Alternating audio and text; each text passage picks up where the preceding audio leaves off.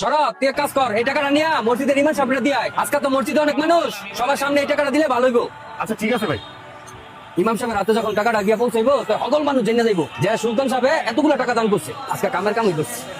সুলতান ভাই, আমরা নাইতে করছিলাম আর আমি এত দেরি করে আর একটু পরে এলে তোমার ফাইল এলে না। এই যে টাকাটা ধরো, বাদ দিয়ে বাজার সদাই করে খাইও। তোমার আশেপাশে এমন কোন অসহায় মানুষ থাকলে সবাই আমার ঠিকানা দিয়ে দিও, যে বাজারে সুলতান সাহেব সবাই দান খরচ করে। ঠিক আছে ভাই, আমি এলাকার অসহায় মানুষগুলো আপনার কাছে পাঠাই দিন। আসলে মাহাজনের মন তো অনেক বড় দেখা যায়। এমন চলতে থাকলে পুরো এলাকায় আমার নাম ছিঁড়ে যাবো। ভাই কিরে তুই আইসস কে? ভাই আমার 500 টাকা দিয়ে দিবা, আমি কিছু আদার করবো। আমার বা আজ 2 দিন ধরে কাউন নাই। এ বেটা তোরে গেট কে দিমু, যা যে কাম কাজ করে রাখা। ভাই আপনি তো কত মানুষের কত টাকা দান করেন, আমার 500 টাকা দিয়ে দেন। আমি তো আপনার আপন স্বাস্থ্য ভাই লাগি। এটাই তো বেটা আমার সবচেয়ে বড় দুর্ভাগ্য, যে আমার স্বাস্থ্য ভাই চাই আমাকে খায়। জানছে বেটা মাহাজন, আমরা তো কত জায়গায় কত মানছি রে, কত ভাবে দান খরচ করতেছেন। আপনার আপন চাস্তো ভাই এত অসহায় যেহেতু আছে, ওই তো আপনাদের সামান্য 500 টাকা দিয়েছিল, এই যে আপনারা দিতে পারলেন না। এ বেটা এই পর্যন্ত যত মাই ছেড়ে দান করছি, এই সবাই তো এলাকার মধ্যে গিয়ে আমার নাম ছড়াইবো।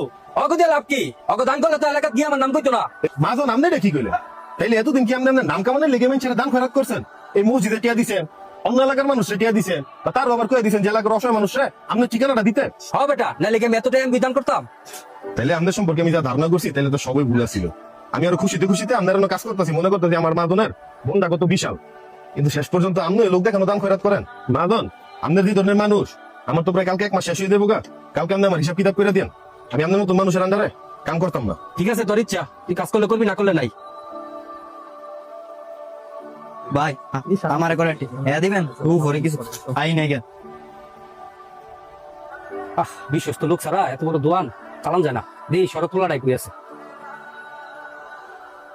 কি রে শরৎ, তোর আমি কত জায়গায় খুঁজতেছি, আর তুই এনে দিয়ে গাড়ির মধ্যে বেলভুরি ব্যস্তাছস। ভাই আপনার কাম সেটা দেওয়ার পরে আমি নিজে ছোট একটা ব্যবসা দিয়ে বসছি। আরে বেটা এনে কয় টাকা কামাস? আমার এনে তুই ভালো আসিলি, আবার আমার এনে পর 2000 টাকা বাড়াই দিমু না।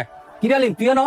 কিরে শরৎ, আলিমে তোর এনে কি করে? ভাই আপনার বাইরে যাওয়ার পরে আলিম রে দিয়ে আলিমের রাস্তা রাস্তায় মাইছে সাহায্যের লেগে ঘুরতেছে, তখন এই আলিম আমি আমার জায়গার মধ্যে কামে রেখে দিছি। তুই তো বেটা আঙ্গমান সম্মান সব ডুবাই লাইলি, তুই আর কোনো কাম পাইলি না? আপনার মান সম্মান ডুবে লাইছে এই আমার কাম করে দেখা। ভাই আপনার এই চাস্তো বেজন মানুষের কাছে চায় চায় খাইতো, তখন কি আপনাকে কি মান সম্মান ডুবে নাই? আমি আছে না আপনার মান সম্মান রাখছি। আপনার বাইরে একটা কাজ দিছি, আপনার ভাই এখন সম্মান লয়ে চলতেছে, আপনার কাছে মান সম্মান হইলো শুধু নাম। আপনি জায়গায় জায়গায় গিয়া লোক দেখানো যদি দান খয়রাত করেন, এইভাবে ওইগুলো না করে যদি নিজের দেশ অসহায় আত্মীয় স্বজন আছে অগ সকল বিপদে যদি আপনার পাশে দাঁড়াইতেন, আপনার এই অসহায় আত্মীয় স্বজন গুলা কোনো মানুষের দাঁড়ে দাঁড়িয়ে গিয়া খাবার চায় না। এটা কথা কই ভাই আপনার, আপনি তো অনেক বড় একজন ব্যবসায়ী, অনেক বড় একজন মানুষ।